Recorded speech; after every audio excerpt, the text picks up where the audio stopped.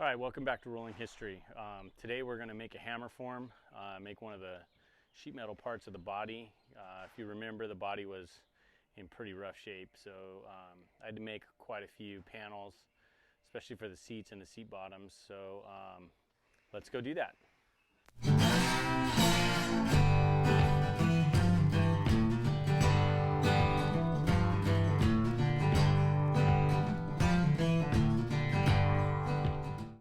Okay, before I get started showing you how I made this hammer form seat pan, I wanted to show you some of the tools and well, the reason why I had to make one. And basically this is what was left of the original part, and as you can see, there's not much left of it. So there was really no choice in but to make a new one. And there's not much to go by, so I did have someone send me some pictures, and I went a little bit off the pictures and some measurements of the car, and that's how I came up with what I had.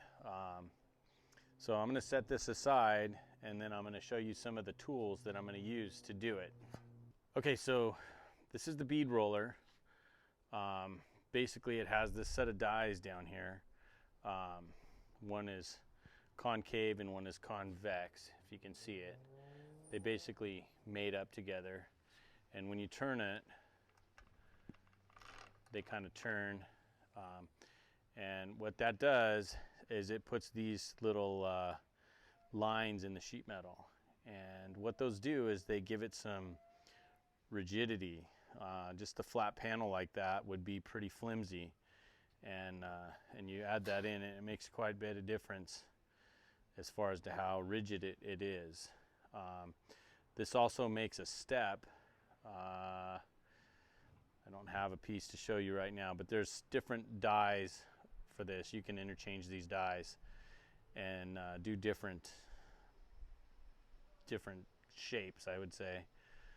Some people can even like do letters and stuff like that. Probably not with a hand machine, one that's cranked by hand, but one that is motorized. I've seen people do artwork with those. I'm not an artist. I was happy to just get these lines done, and this is actually the bottom of the back seat. So okay, let me switch it up and I'll put the shrinker and stretcher up here. So I took the bead roller out, and this is the shrinker and stretcher tool.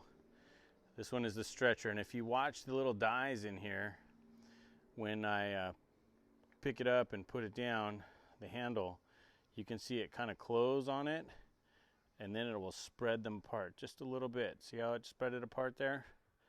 And what that does is it grabs onto the metal right there and then spreads it and stretches it out. Now the shrinker does the opposite. Come down, and that should push it together. See how it pushed it together? That shrinks the metal back into itself. So let me get the stand and I'll just do a quick demo on them. Okay, I'm just going to do a quick demo. I've got this little piece of sheet metal here, and I'm going to shrink the edge here real quick just to show you what it does. So, well, you can see it's kind of somewhat straight. So I'm going to shrink it a little bit.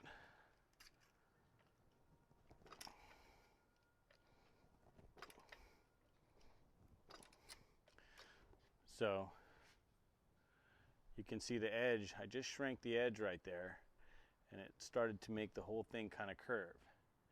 And so the stretcher does the opposite.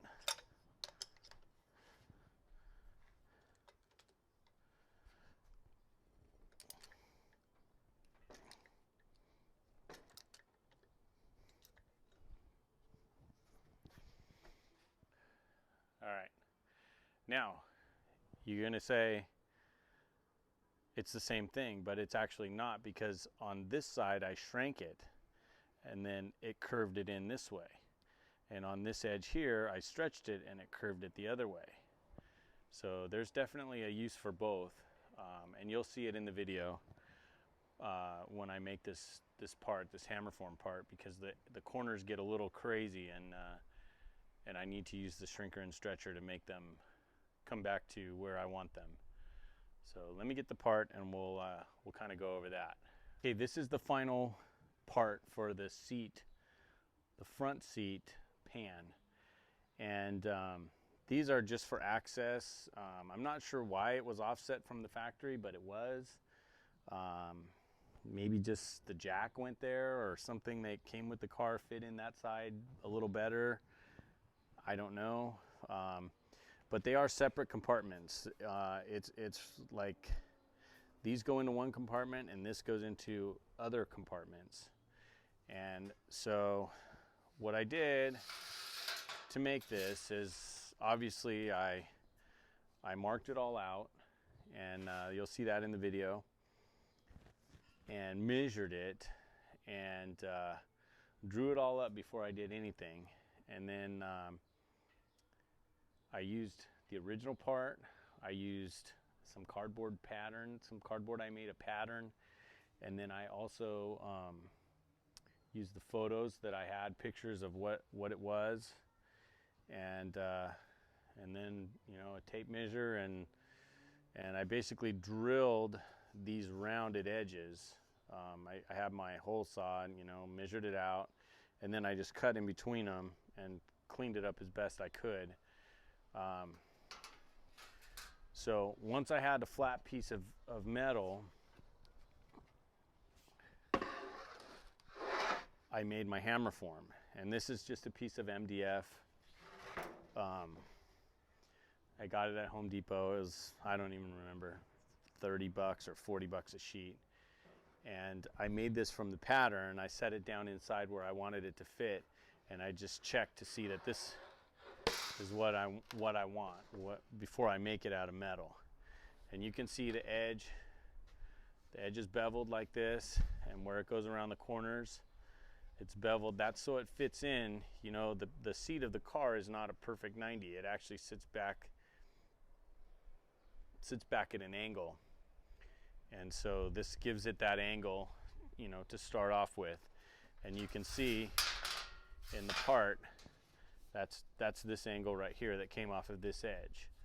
So basically I cut my metal to fit this.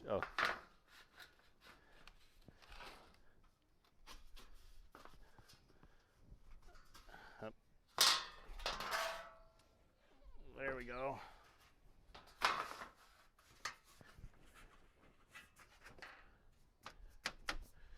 Okay, so I cut my metal a little larger than the pattern so that I would have enough to make the lip with it. And then if I just put another piece of MDF on here and clamped it down, it would smash all these little raised areas. And so what I did is I recessed it all out on my, I mean, it's as crude as can be. I did it in 5 minutes with my router just to give it some clearance, so when I made my little form and put it up against here, it wouldn't crush those back together. You'll see in the video I only had a few clamps on here. This is a really basic form. If you're going to make something that's more intricate, you might want to use more clamps. And this is only 20 gauge steel, so it bends pretty easily. Originally they were like 19 gauge, the Dodge material, but you can't really get 19 gauge, and going down to 18 makes things a lot harder to bend and shape. So so I stuck with the 20 gauge, and it will be just fine. I'm not worried about that at all. I've built a lot of parts out of 20 gauge and I've never had an issue, so I don't suspect this will be the first time that I have an issue, because it all kind of fits together pretty well, and once you weld it, it'll be pretty good. So let's go take a look at the video of putting it together, and we'll go from there.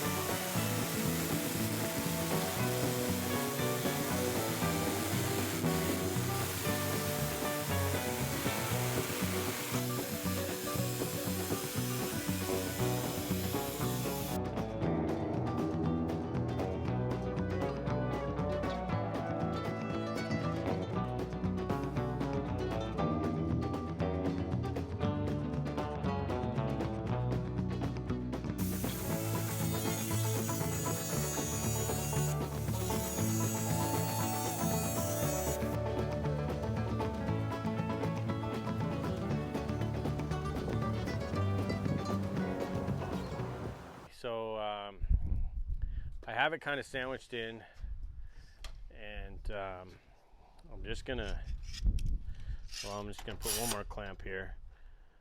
It's just 20 gauge, so it's not super thick. It's not gonna make too much of a difference, but I may have to trim it. It looks a little big here, so I may have to do some trimming. So anyways, I'm just gonna use a rubber mallet so it doesn't put a bunch of dents in it. And let's just go.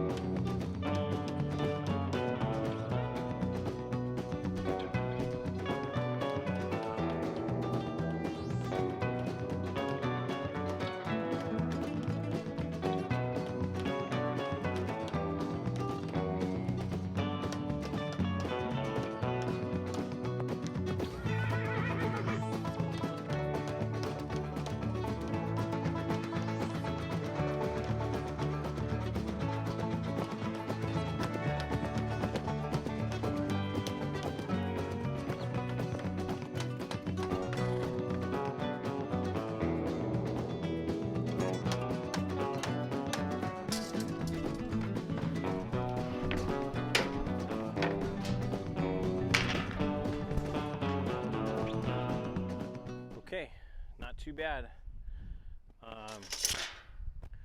Let me get rid of the forms, and I'll hook up the shrinker and I'll fix all these corners, and then we'll probably have a piece that'll work.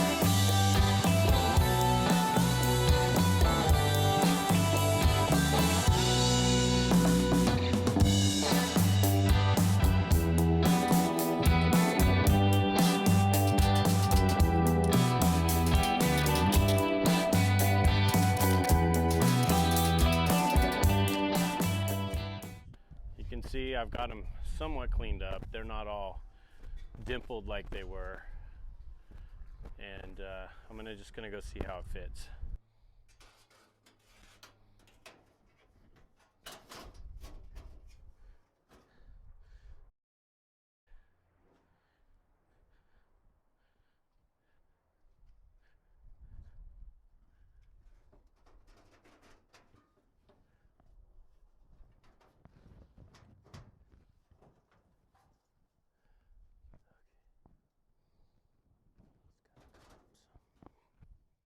All right, thanks for watching this episode of Rolling History.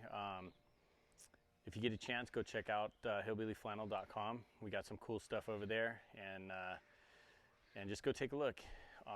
In my next episode, we're going to try and put all those seat parts together and weld them back in the car. So visit us next time. It won't be too long. We got a lot of days off, so maybe just a few days. All right, we'll see you soon.